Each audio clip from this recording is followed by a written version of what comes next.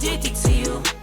All of my attention I've been giving to you. Alright guys, welcome back for this week's episode of the Weekly Discussion. We drop these weekly discussions every single Friday on the channel for you guys, and this one was actually brought to me by a friend who started out as one of the first subscribers on the channel. So I want to give him a little shout out, Monster Squash Racing. If you haven't checked out his channel, go check it out, help him grow that as well. He's into drifting as well as all sorts of other car content, and I'm in Minnesota, he's actually from Montana, and we've been talking for about 4 years now, and we actually have a plan this summer. We're going to do a few collab videos, we're going to hit up some drift events, we're going to do all sorts of fun stuff. So I'm excited for that, but you know, I was sitting here and I have a list of ideas for discussions on the channel that I want to do, and I just couldn't decide what I wanted for this week. So we were talking and texting back and forth, and I was like, dude, what do you think we should talk about? Like, what do we want to talk about? I think we should talk about something interesting so we go. Anyway, he's like, how about an update on your Foxbody? And I was like,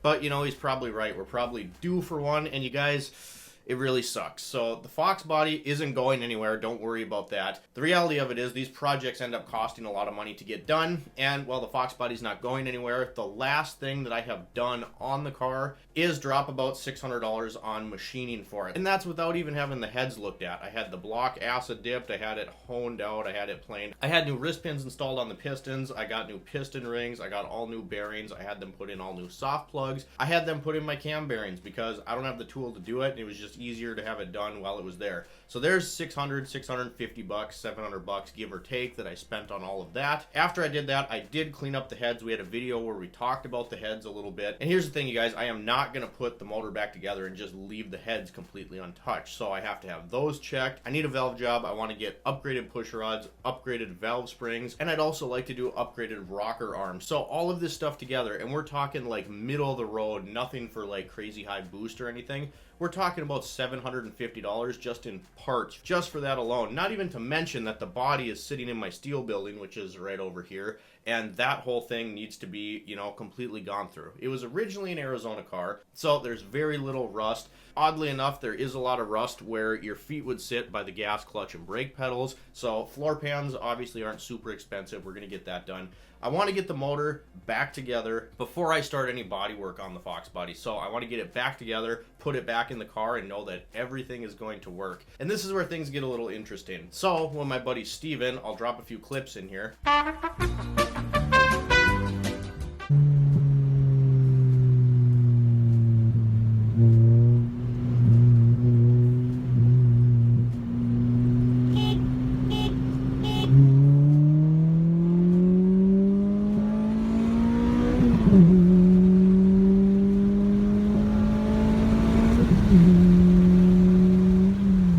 He's been on the channel a couple times, and he built an F100, and that's a very interesting swap. I would love to have a discussion with Steven on the truck now that it's done. So what he ended up doing is taking a 64, 65, I can't remember which one, forgive me, but he took this long box 60s F100, pulled it off of the frame, bought a Crown Vic, pulled the Crown Vic off of the frame of the car, left the drivetrain, police interceptor, and then put the body of the truck on there. Super impressive. He did all this in my garage with a Craftsman toolbox. We even painted it in my garage. But it was even more complicated than that because he had a long box truck. We had to take like 26 inches out of the bed. So we literally built a jig on casters out of plywood, cut the box in half, took some material out, and then welded it back together and spent like literally a month and a half just doing body work to make sure that it looked really good. Truck is beautiful.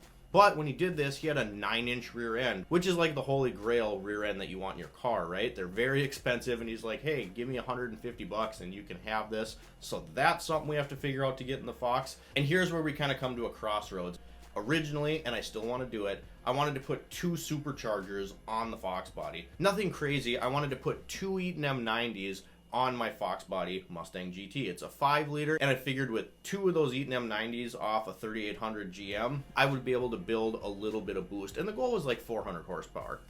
The crossroads being, I want to get that motor back together before summer hits. It's literally just been money because starting my own business, all of that other stuff.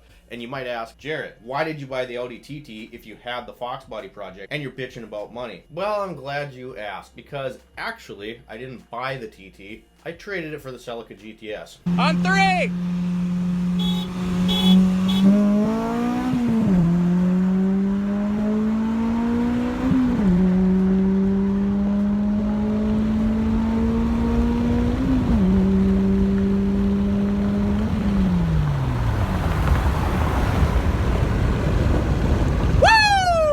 you trying to get rid of the GTS to free up money?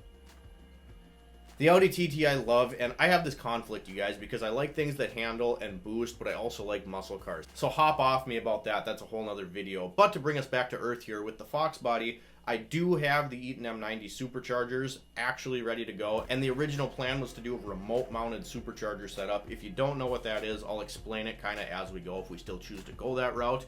But it's very tempting just to kind of mildly build this 5.0 and then put it back in the car without them, because it would happen a lot faster. I mean, this is going to be a lot of trial and error. One of my good friends, Jamie, actually put a remote mounted supercharger, which was also an Eaton M90, on a Chevy Chevette. So I know it can be done. Long story short, the basic idea of it is you can mount the supercharger anywhere on a steel plate with a hole in the bottom. You slap that on there, and then you have charge piping that comes from the bottom of that plate up to your intake.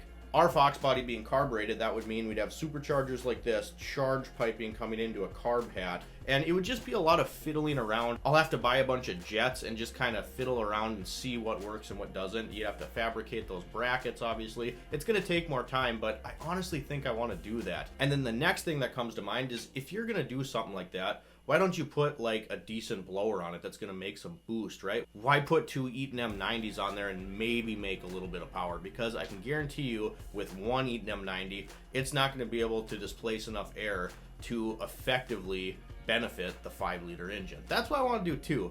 So why not just get one good one? Because one, Eaton M90s are cheap, and two, doesn't it just sound cooler to have two superchargers on a car? So you guys, that is just a little update on the Foxbody. It isn't going anywhere, and again, I apologize, but when you start your own business, I started my own automotive repair business in conjunction with this channel. It's really hard to be dropping $700, $800, $900, $1,000 at a time on a project car when you just started your own business. We started back in August, so we're what?